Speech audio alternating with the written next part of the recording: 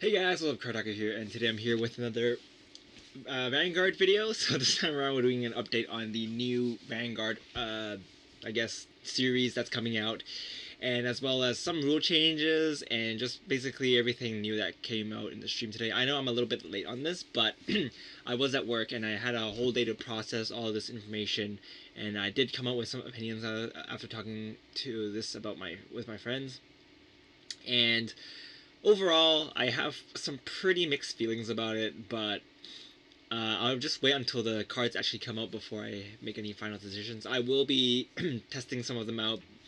I did decide to continue playing, but I'll see how it is. I'm trying to cut down my spendings on Vanguard because I just have a lot of other in real life stuff to do and spend that money on instead. So definitely won't be opening as much as I have before, except for maybe Bermudas. I did open I am opening a case of Bermudas, but that's kind of an exception. So we'll kind of see what Bermudas will get in the upcoming year, since they are getting their own anime series. So hopefully they'll get more support then. But anyway, let's look right at the new stuff that's coming out. So obviously Vanguard is getting remastered. So they are, instead of the original timeline, which you guys probably saw when Vanguard first started, they're following the manga timeline now. So I guess it'll be kind of similar, but I guess in the beginning, but then later on it kind of branches out. It's kind of like uh, watching Full Metal Alchemist and Full Metal Brotherhood. I guess that's a way you can kind of see it as. The other thing is, so it's obviously all these characters will be coming back. So if you remember any of these characters and all the decks that they played, then you'll probably be excited to see support for them in the new sets coming out. And with the new series, of course, they're going to have a new mechanic. And this time around, we get something called Imaginary Gift, which will have these things here. I'm sure a lot of you actually have seen this stuff already, since it's kind of the talk of the community today. I was just reading people's comments all day today while I should be working. I was working, but during my downtime, I was reading the comments. So obviously this is very mixed feelings. I'll talk about why later, but let's just scroll right through this. So there's going to be, each clan will have a different attribute. So there's a offensive, defensive, and balance attributes. It's kind of interesting. So the other thing is that triggers now give plus 10k instead of 5k, which is pretty big. It's kind of a really big jump, I guess. But yeah, the other thing is they removed stand triggers. So instead of stand triggers, we have front triggers now, which is kind of interesting. I don't know. It just felt kind of weird because in the G era, Bushiroad tried so hard to push the use of stand triggers, because pretty much before the G era, stand triggers weren't used in very many decks. And then in G era, they gave stand triggers really good effects. And then a lot of people started using stand triggers. And now they just took stand triggers out. Of course, if you look at the imaginary gifts, there's actually one of them that give you an extra rear guard circle in the front row. So I guess it's kind of like getting a stand trigger. Not really, but you do get an extra unit to attack with. So I'm not sure if that's one of the reasonings, but not going to get too much into this. I'll probably do more explanations on Imaginary Force and stuff when I actually use it. I might try to get my hands on a flash deck, because I will be in Japan at the end of the month, so I'm not sure if that's going to come out by then. But even if they don't, I will get the trial decks when they come out. Both the Kagero and the Blaster Blade one. I mean, the Veil Paladin one. So this is the new products that are coming out. You'll get the this is the English release dates. I will be following the Japanese as usual because you just can't get English cards in Hong Kong. So yeah, look at that. So that's pretty much the. Oh, another improvement they have is that instead of getting 2 of the key card, like the cover card, I guess, you get 4 now. You get 1 of this kind of art, and the other one will be this one. I kind of actually like the ×3 one more, but maybe they're only gonna give you like only this one will be hollow, and then the other ones are just columns. But I don't know. We'll see. And that's the new early. Of course, if you look at the cards, you'll see there's an icon here. That's the imaginary gift. From what it looks like, though, it's not restricted to only grade 3s. I believe the Blaster Blade also has it. So yeah, maybe we'll look into that more later. But if you look at the the Force one, it says that the circle gets +10,000, and if you have it gets +20k power if there's 2 markers. So obviously the stacks, it's not a once per game kind of thing. And besides that, of course there's a new set release, which actually I want to do an update on my part too. Since I am cutting down my spendings, I will probably not be playing clans that I have no interest in, because I don't know, you guys have been following me for a long time, but you'll see that I actually open a lot of boxes, even for clans that I don't really play. But so this time around, I'm just gonna probably buy 1 box if there's a set, just to open it for you guys. But I'm not gonna build the decks in it. A good example would be probably for the extra booster. I'm probably not gonna build Spike Brothers. I'm probably not gonna build Tajikaze, and I might build Mega Colony. Not sure about that yet. I actually did build an updated machining deck, which I didn't show you guys yet because I haven't actually got around to testing it. But yeah, for extra booster, I'm probably not gonna do a speed unboxing on that because I'm just gonna be opening 1 box. But yeah, I'll definitely be opening the Unite Team Q4 set, because I will be playing Royal Paladin, I will be playing Kagura, and I will be playing Oracle Think Tank. Nova Grappler is kind of up there right now. I like Risers, but I'll see how much they cost first. If it's not that much on top of the stuff I'm already getting, then I'll probably just throw in a couple of bucks there just to complete the cards. And for the August release, I'll probably get it, and I'll probably get it. I'll probably get the September release too, just because there's Shadow Paladins and Pale Moon. Yeah, you guys didn't know that I am very, very into Pale Moon. So if there's Lukier support, then I'll definitely be on that. For the August set though, I probably will build the Robos, since I think Caesar is in it, and Aquaforce, I'm not sure. But for Grand Blue, I'm not sure about that either.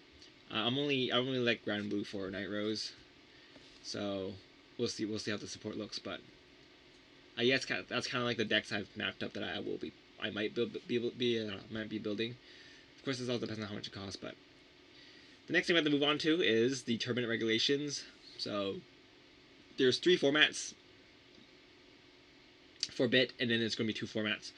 So first it's going to be standard, which is only the new Vanguard, the V era stuff, I guess. I think they're calling it the V era now. And then there's the premium, which is a mix between the V stuff and the G stuff. And then there's just the G stuff, which will get phased out eventually, because I guess they're just not going to keep releasing G stuff. But Bushido did promise us that every clan will be at least getting 1 support every year, or 1 set of support a year. Yeah. So it's really up to you guys to decide whether you're going to play standard or premium. Premium is mainly for people who've been playing for a while and have a lot of stuff, like me. standards for mainly aimed for newbies or people who don't want to compete with people that are using really strong G stuff when their clan is not very supported in the G era. I hear a lot of gold paladins will be switching on to standard instead. I'll probably be playing a mix of both, um, just to see. It also depends on how the environment in Hong Kong will be. Mainly because the community in Hong Kong is actually not that big. So if a majority of the community is going to play standard, there's probably not going to be very many people who play premium. Of course, if you have friends that build premium format decks, then you can play premium with them. But for the tournaments, there's probably not going to be more than one format. We're not sure. Hong Kong is usually very different mainly because again, as I said, the tournaments are very small, and yeah, I mean, for the WGPs recently, I think we've only done White Schwartz and Vanguard, and a lot of the other games that were supported in other countries aren't really supported here. I think Buddy Fight's not supported anymore. Chaos is not supported anymore. What else? I think there's some other one that I'm missing, but anyway, we'll see how it goes. Especially for me, I'm kind of like in a really unique situation where I'm forced to play Japanese, but then the people who organize the tournaments are also not very good at their jobs. So no offense, but they're a little incompetent. But we'll see. So yeah, this is the timeline for the formats. So this is the current regulation, and then for a bit we'll have the G format, then the premium format, and then the standard format, and that will be from June until November or October, sorry. And then in May onwards, well, premium is in May onwards, but in November onwards, it will just be standard and premium. Sorry, I haven't really fully organized my thoughts just because I'm making this right after I got off work and it's already like 11, so I didn't really have much time. But if I didn't make this now, I don't feel like I'll have enough time to make it at a later date. So this is mainly stuff for English game, which is not relevant to me. But yeah, this is the Bermuda Triangle animation, which is confirmed, which I am kind of excited for. This is the mobile game for Vanguard, which I probably won't play because if you guys know me, then you guys probably know that I'm not too big of a fan of digital card games, like actual card games like Hearthstone and Shadowverse and even Yu-Gi-Oh! Duel Links. But yeah, that's pretty much it for that news. Let's check out the news for the ruling change. So this is taken from the VanTubers Discord, and this is posted by Different Fight. So shout out to Different Fight. He made a video on this already. His thoughts are much more organized than mine, so you guys can go check his out. So next, let's look at the rules. So there's a mulligan change. So instead of putting the cards back and then shuffling and then drawing, you put them at the bottom and then you draw and then you shuffle. So then you won't be drawing the exact same cards that you just put back in, which actually happens to a lot of people for some reason. It happens to me sometimes, but that's kind of a nice ruling change. It's just a quality of life change. The GSS ruling is that you just remove 2 cards from your hand instead of the G zone now, because if you play a standard format, then you won't have a G zone.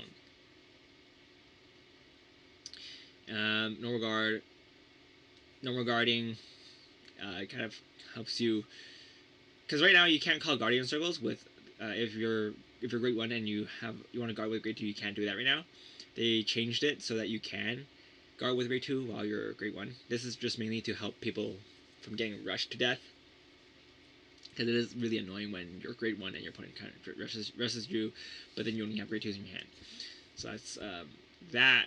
Next thing is there's a stride rule change, which is basically just you can stride on the turn after you rode grade 3. So you can't stride when you ride grade 3 and then stride, but if you rode grade 3 last turn, and as long as you are grade 3 at the start of your turn, then you can stride, even if your opponent's grade 2. So it kind of stops grade locking. Yeah, there's that. And the once per turn rule change is kind of actually the biggest thing. The abilities can be used even if they have the once per turn. Because right now, what happens is that if you have a once per turn ability and you fulfill the condition to use it, but you don't use it, then you can't use it again, even if you fulfill the condition again. So right now they changed it so that if you choose not to use the effect, you can still use it afterwards if you trigger it again. So there's that. But yeah, that's pretty much it for all those updates. I really like the ruling change. Whoops. But yeah, that is pretty much it for this video, I guess. Tell me what you guys think about the ruling change. Tell me what you guys think about the new Vanguard stuff. I am excited, but I'm also kind of not excited. I'm not sure how because I think I'll mostly play in the premium format, but I'm not sure what format my friend's gonna play. So we'll see how that is. I think for the beginning, I'm just gonna play standard, and then if I find a unique build that I can build in premium, then I'll try that out. But yeah, that's pretty much it for this video update, guys. Thanks for watching. This is Kartaku, and I'll see you guys later. Bye!